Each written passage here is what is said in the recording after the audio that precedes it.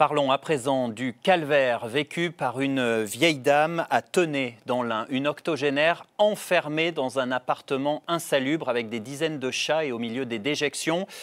Une octogénaire retenue par son fils et sa belle-fille. Le couple était jugé aujourd'hui pour maltraitance. Franck Grasso, on vous retrouve au tribunal de Bourg-en-Bresse où vous avez suivi l'audience. Oui, c'est un dossier aux confins de l'imaginable avec des scènes qui dépassent l'entendement. Comment peut-on traiter un être humain de cette manière-là ?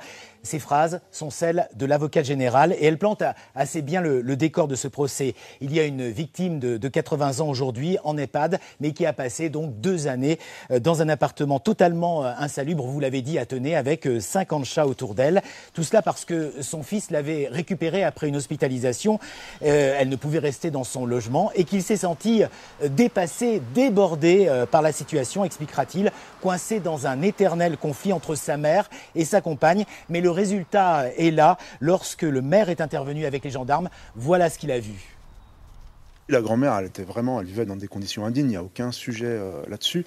Elle était par terre, dans un matelas souillé. Non, il n'y a aucun doute, avec des chats, qui faisaient des excréments de chats. Voilà, c'était dramatique, les conditions de vie. Mais effectivement, eux vivaient peu ou prou de la même façon. C'est juste un drame de la misère psychologique, de la misère sociale. On est là chez des gens pour qui il n'y a plus de lien entre le vrai, le faux, la vie, la mort, les chats morts dans le frigo. Voilà, c'est des gens qui ont perdu un peu toute référence et qui sont en grande difficulté de toute façon. Alors, quelques mois avant, la mairie avait fait intervenir une entreprise spécialisée pour vider l'appartement de la litière. Il y avait 9 tonnes de litière imaginées dans cet appartement à Tenay. C'est dire l'insalubrité des lieux. Au passage, le fils de la victime utilisait aussi la carte bleue de la dame âgée pour faire ses courses.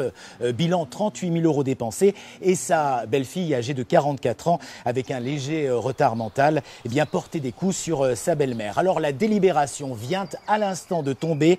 Le couple est condamné à 18 mois d'emprisonnement, dont 12 mois avec sursis, c'est-à-dire qu'ils vont exécuter 6 mois fermes.